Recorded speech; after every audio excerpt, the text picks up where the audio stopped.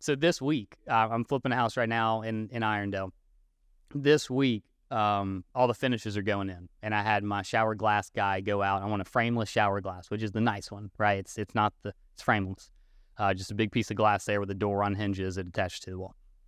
He goes out and he calls me. He said, Blake, the tile, this whole thing's not square. I can't do it. Like we cut square glass. I can't make this work.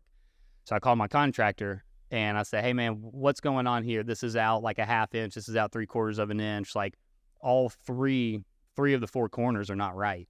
He said, well, remember when we did the demolition, we took this all the way down. We took out plumbing, electrical, tile, floor. We took out everything. It was down to the framing. And he said, remember when we got there, I told you part of the floors have kind of sunk a little bit in this house. I said, yeah, I remember that conversation. He said, you told me not to jack it up to level because when you do that, it can start cracking windows, start cracking all parts of the house.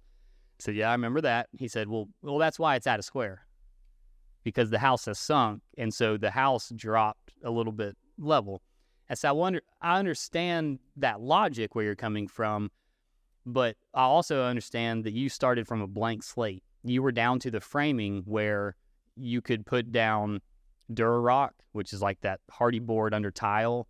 You can put down thin set, which is like the mud under tile, and you can build that up. You could have got it level. Yeah. Like there are ways to cheat and trim because nothing is framed perfectly, right?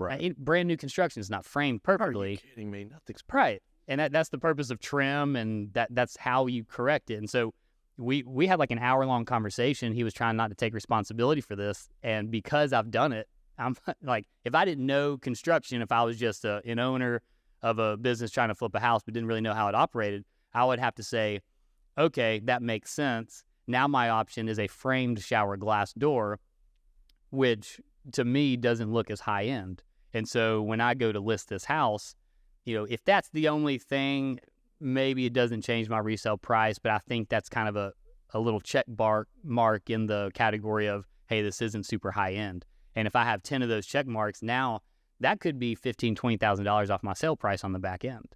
And so, and that's something that I'm trying to communicate because my head of construction is starting to get into investing himself. And so I'm trying to communicate that to him and say, like, this is why this matters to me, is because directly to you, framed versus frameless shower glass, what does it matter? Who cares? It actually saves some money because the framed one's cheaper.